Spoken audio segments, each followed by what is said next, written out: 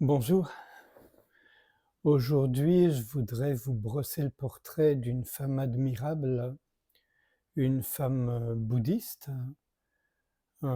qui aurait pu être tout à fait autre chose, chrétienne, musulmane, juive, hindoue, voilà.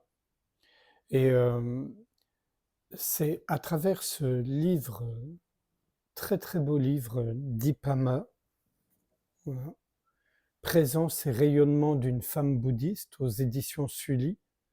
C'est un livre qui a été rédigé par Amy Schmidt, une américaine, voilà. Et donc, pour résumer un peu, Dipama, cette dame, elle est née en 1911 dans une famille du Bengale, à proximité de la Birmanie, dans une famille bouddhiste. Il n'y avait pas tant de bouddhistes que ça en Inde, vous savez, les derniers siècles en tout cas. Et donc, elle s'est mariée enfin, on l'a mariée quand elle avait 14 ans avec un type qui travaillait en Birmanie et qui, selon ses propres mots, a été son premier maître et qui est disparu relativement rapidement. Voilà où je vais commencer. Donc, Dipama, elle était bouddhiste, mais ces bouddhistes-là ne méditaient pas, ils récitaient des sutras, ils se prosternaient devant des statues, de l'encens, et elle, elle avait une aspiration très profonde pour la méditation, mais voilà, soit on ne lui enseignait pas, soit elle ne trouvait pas par elle-même, soit c'était pas pour les filles, hein. Donc, en l'espace de 10 ans, Dipama avait perdu 2 enfants, son mari et sa santé. À 46 ans, elle se retrouvait veuve avec une fille de 7 ans à élever toute seule.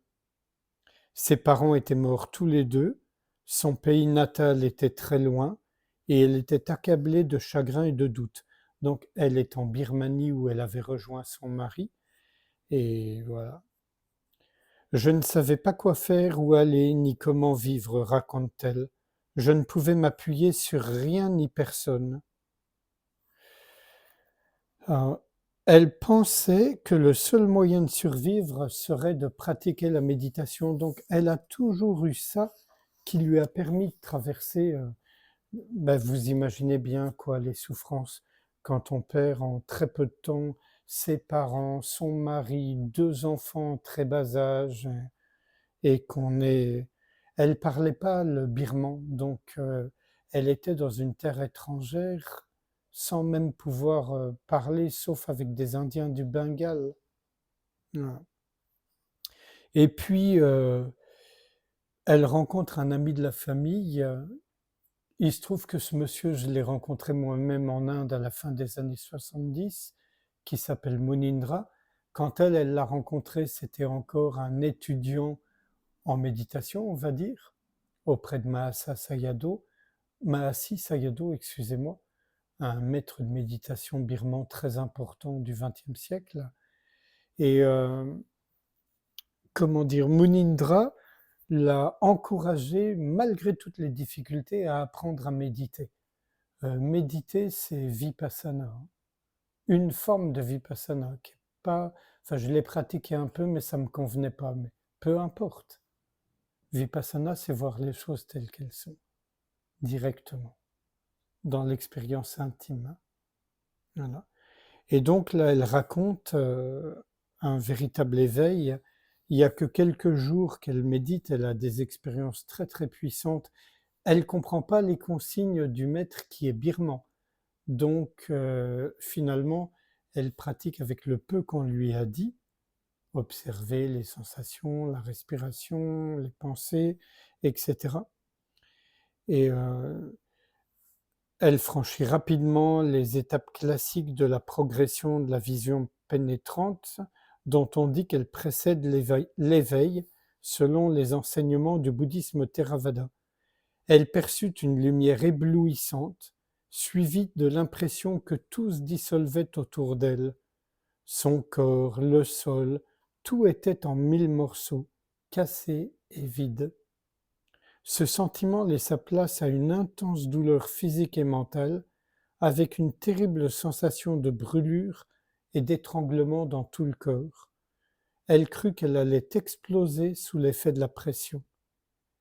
C'est alors que quelque chose d'extraordinaire se produisit. Cela ne dura qu'un instant.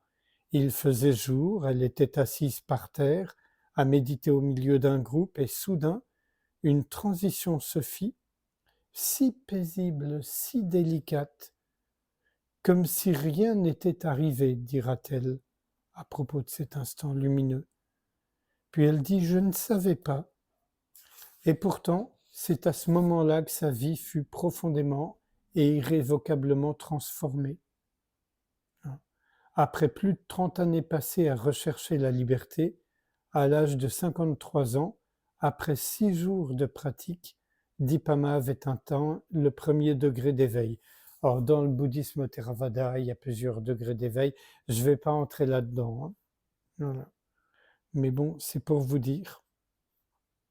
Alors évidemment, c'est ce qui se passe toujours quand on vit quelque chose d'intense. Je crois qu'on passe tous par là quand la foi du débutant ou l'enthousiasme du débutant, on pense à ceux qu'on connaît, qu'on aime et qui sont empêtrés dans les difficultés, la maladie, la souffrance, etc. Et on a envie de partager ce qu'on vient de découvrir avec eux. Je l'ai vécu, tous mes amis l'ont vécu, enfin, voilà. Et donc, ceux qui connaissaient Dipama étaient fascinés par sa transformation.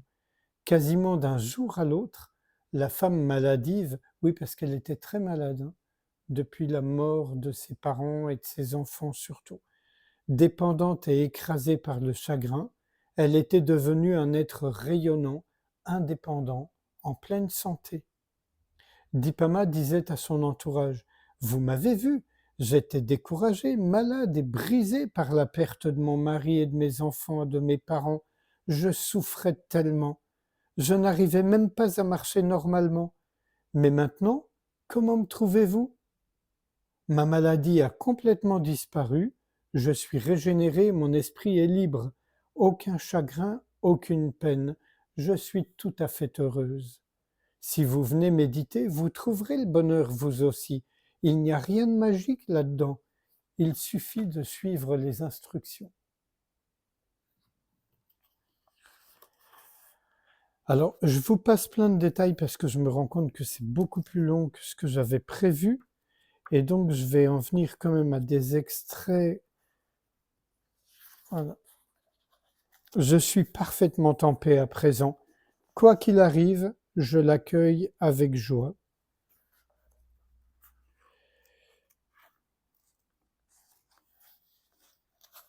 Là, il y a des témoignages de gens, y compris que je connais, mais je vous en parle pas.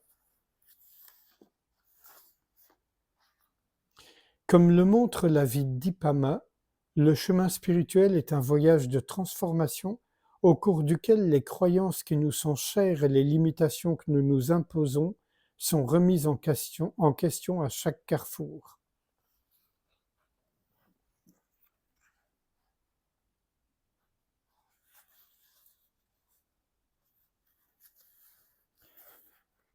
Il y en a un que j'aimerais vraiment retrouver. Non. Oui, c'était une femme très simple et les gens qui venaient près d'elle et qui avaient l'habitude, parce que bouddhiste ou spirituel, de s'incliner ou de se prosterner devant les maîtres, quand ils faisaient ça devant elle, elle leur disait non, non, non, et elle les serrait dans ses bras. Je suis juste un être humain ordinaire, je suis votre ami. Voilà, quelque chose que je tenais absolument à vous lire. Quelles sont nos limites? Parfois, quand quelqu'un venait lui parler de ses soucis, elle se mettait à rire, à rire. Elle semblait ne pas pouvoir s'arrêter de rire. Et finalement, elle disait: Oh, ce problème que tu as n'est pas du tout un problème. C'est parce que tu te dis c'est une grave préoccupation pour moi. C'est parce que tu te dis il faut que je règle ça que cela devient un problème. Vois les choses autrement, il n'y aura plus de problème.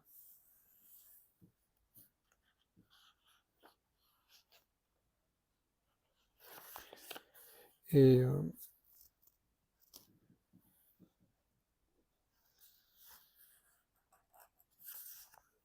voilà quelques points. Voilà 10 leçons de vie données par Dipama. Voilà. Je ne lis que les grandes lignes. La première, choisissez une pratique de méditation et n'en changez plus.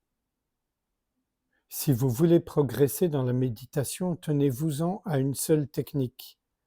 Vous savez avec moi que je ne parle pas de pratiquer la méditation, mais on peut considérer que de revenir constamment à réaliser qu'on n'est pas moi, je, mais la présence, l'espace infiniment ouvert, c'est une pratique. Et si on s'en tient à celle-ci seulement, évidemment que ça va s'approfondir. La présence, elle est invariable, mais notre manière de la percevoir ou de comprendre ou de saisir, sachant que ça peut être ni perçu, ni compris, ni ressenti, bon, va vraiment s'approfondir. Deuxième, méditez tous les jours. Pratiquez maintenant, ne croyez pas que vous en ferez davantage plus tard. Même chose. Bien sûr qu'il faut méditer tout le temps, tout le temps. Et peu à peu, même quand on est au travail, avec nos amis, en famille, et chaque fois qu'on se rend compte qu'on est distrait, qu'on a oublié, hop, ça y est, on est à nouveau dans la pratique. 3. On peut se sortir de toutes les situations. Nous avons tous énormément de force. Cette force peut être utilisée pour nous aider nous-mêmes et aider les autres. 4. Pratiquer la patience. La patience est l'une des vertus les plus importantes pour développer l'attention et la concentration. Alors, je vais le dire un peu à ma façon. La patience, dès lors qu'on voit le cinéma de moi-je et qu'on ne se prend plus pour moi-je, qu'il est désamorcé, on a la patience de l'éternité. Et on ne développe pas l'attention et la concentration. Elles s'imposent d'elles-mêmes, en fait. On ne cherche pas à se concentrer, mais l'esprit se concentre sur ce qui l'intéresse ou sur ce qu'il doit faire. C'est pas un effort qu'on fournit. 5. Libérez votre esprit. L'esprit ne fait que raconter des histoires. Dipama ne disait pas que l'esprit raconte presque toujours des histoires, mais qu'il ne contient rien d'autre que des histoires. Il s'agit de tous ces drames personnels qui créent et renforcent notre sentiment d'être une individualité séparée, qui nous sommes, ce que nous faisons, ce que nous sommes capables de faire ou pas. Sans même que nous en soyons conscients, notre vie est dirigée et limitée par une succession interminable de pensées de ce genre. Et pourtant, toutes ces pensées n'ont aucune substance. Toutes ces histoires n'ont aucune substance. C'est ce que je ne cesse de répéter à ma façon et bien d'autres. Byron Katie et tant d'autres, tant d'autres. 6. Éteignez le feu des émotions. La colère est un feu. Donc, encore une fois, voici ce qu'elle dit plutôt. Beaucoup d'événements indésirables peuvent se produire dans la vie quotidienne, explique Dipama. Parfois, je ressens de l'irritation, mais mon esprit reste calme. L'irritation arrive et repart sans que mon esprit en soit perturbé. La colère est un feu, mais je ne sens aucune brûlure. Elle arrive et s'éteint aussitôt. Voilà, c'est ça, c'est exactement ça, la présence. Et je sais comment on fonctionne, on va se dire, mais moi j'en suis pas là. Essayez, vous verrez. Bien sûr que vous en êtes là. Il suffit d'avoir confiance en la présence et de lâcher moi-je. 7. Prenez plaisir à avancer sur la voie. Je suis très heureuse. Si vous venez méditer, vous serez heureux vous aussi. Moi, je ne parle pas de méditer, mais c'est pareil. C'est vrai que quel bonheur. J'aurais pas dit d'avancer sur la voie, mais de découvrir la voix sans voix, de découvrir que la vie, c'est quelque chose d'incroyablement merveilleux, malgré les guerres, les tragédies, etc. Jamais je dirais que tout ça, c'est merveilleux. Huitième, simplifier. Vivez simplement. Une vie très simple est un bienfait à tout point de vue. Trop de luxe est un obstacle à la pratique.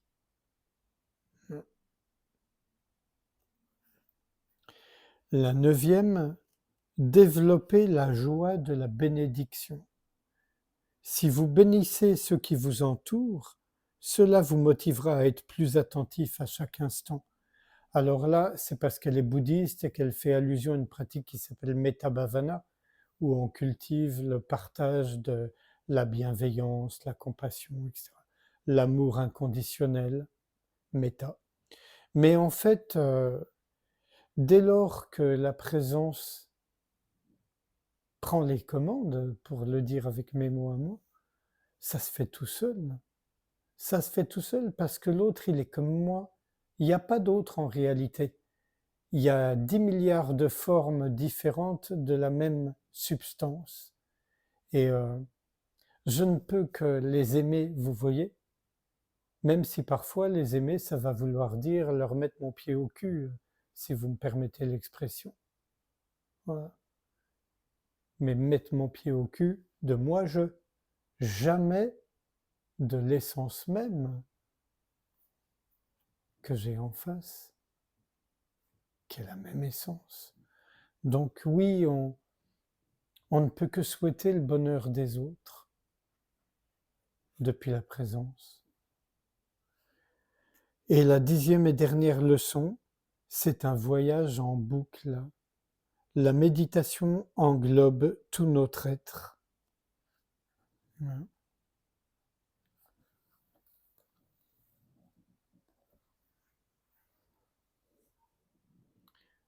En réalité, il y a tellement de gens comme ça, mais très peu ont cette audace d'assumer et de transmettre en plus.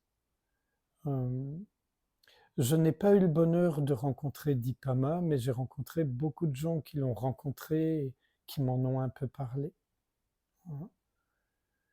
C'est toujours un bonheur de côtoyer de telles personnes, mais c'est un bonheur de côtoyer tout le monde. Simplement, là, ça nous soulage, ça nous élève en même temps. Sans réfléchir à ce qui vient d'être lu et dit, si vous le voulez bien, nous pouvons passer un moment ensemble en silence, sans rien faire, sans rien chercher.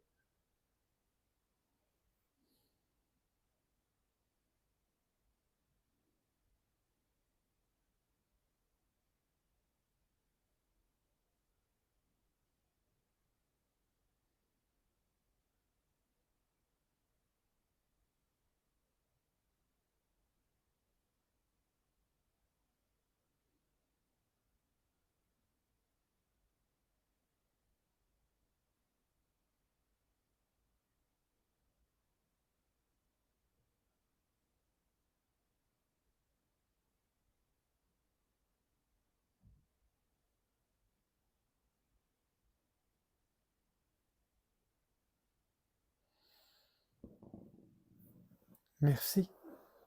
À bientôt.